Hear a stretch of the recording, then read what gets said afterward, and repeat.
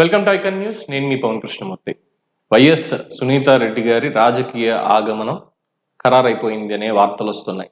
మొన్నటి వరకు ఉన్నటువంటి ఊహాగానాలు చూసినప్పుడు ఆవిడ కాంగ్రెస్ పార్టీలో చేరతారు, కాంగ్రెస్ పార్టీలో చేరి అక్కడి నుంచి కడప ఎంపీ అభ్యర్థిగా నిలబడతారు, లేదా పులివెందులో జగన్మోహన్ రెడ్డి మీద ఎమ్మెల్యే అభ్యర్థిగా నిలబడతారు అని చెప్పి అనుకున్నాం.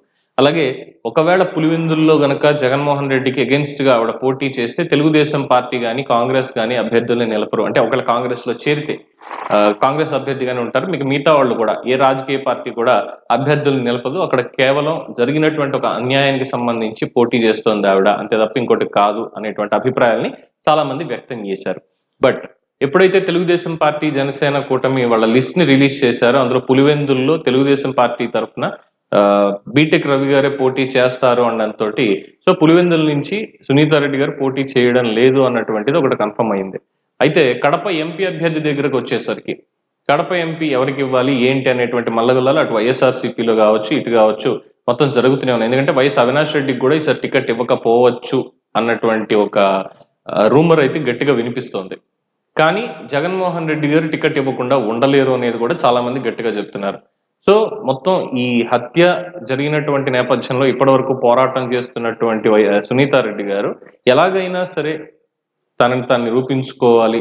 అట్ ద సేమ్ టైం ఎవరైతే ఈ మొత్తం సూత్రధారులు దీంట్లో ఉన్నారో వీళ్ళందరినీ కూడా తన గెలుపుతోటే ఖచ్చితంగా సమాధానం ఒకటి చెప్పాలి వాళ్ళకి అని నిశ్చయించుకున్నట్టుగా తెలుస్తోంది. దాంతో అటు కాంగ్రెస్ పార్టీ కాదు ఏ పార్టీలు కాకుండా ఇండిపెండెంట్ గా కడప అభ్యర్థిగా ఆవిడ పోటీ చేయాలి అని నిర్ణయించుకున్నట్టుగా తెలుస్తోంది. అంటే ఏదైనా ఒక పార్టీ తరఫున పోటీ చేస్తే సజ్జల రామకృష్ణారెడ్డి గారు అన్నట్టు ఆవిడ ముసుగు తొలగిపోయింది, ఆవిడగో ఆ పార్టీ వాళ్ళ దాంట్లోనే ఉన్నారన్న మాటలు వాళ్ళు చేస్తూనే ఉంటారు కళ్ళెదుట ఎన్ని నిజాలు కనిపిస్తున్నప్పటికీ కూడా.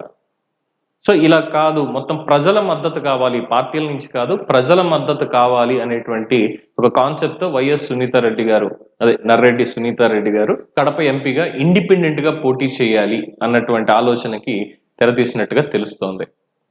సో మరి ఇండిపెండెంట్ గా నిలబడితే మిగతా పార్టీల అభ్యర్థిని పెట్టకుండా ఉంటాయా, పరోక్షంగా అయినా మద్దతు ఇస్తాయా తెలుగుదేశం పార్టీ జనసేన కానీ లేదంటే భారతీయ జనతా పార్టీ కానీ కాంగ్రెస్ పార్టీ కానీ కడప ఎంపీ అభ్యర్థిగా ఎవరిని పెట్టకుండా ఆవిడకే పరోక్షంగా మద్దతు ఇస్తాయా అన్ని పార్టీలు అనేది కాస్త సస్పెన్స్ గా మారింది. దీని చుట్టూనే ప్రస్తుతం రాజకీయం కూడా నడుస్తుంది. మరోపక్క ఢిల్లీలో ప్రెస్ మీట్ పెట్టి అనేక సంచలనాత్మక విషయాలు బయటపెట్టినటువంటి సునీతారెడ్డి గారు త్వరలోనే మళ్ళీ కోర్టుకు అప్రోచ్ అవడం, ఈ కేసుకు సంబంధించి పురోగతి ఇంకా ఏం లేదు, అసలు ఇప్పటివరకు నిందితులు ఇంకా రక్షింపబడుతూనే ఉన్నారు, నాకు న్యాయం ఎక్కడ జరుగుతోంది, ఇక్కడ జరగడం లేదు, ఏం చేయాలి అనే దాని మీద కూడా ముందు ముందు ప్రణాళికలు ఉంటాయి అని చెప్పి చెప్తున్నారు. సో కడప ఎంపీగా ఇండిపెండెంట్ గా పోటీ చేయడం అనేది పూర్తిగా షర్మిల గారితో కలిసి నిర్ణయించుకున్నారు అనేది తెలుస్తున్నటువంటి ఇంకొక అభిప్రాయం. చూద్దాం మరి కడప రాజకీయాల్లో ముఖ్యంగా వైఎస్ కుటుంబంలో ముందు ముందు ఎటువంటి పరిస్థితులు నెలకొంటాయి, ఏం జరుగుతుంది, ఏం జరగబోతోంది అనేది వేచి చూడాల్సిందే. చూస్తూనే ఉండండి icon news for more updates. నేను మీ పవన్ కృష్ణమూర్తి.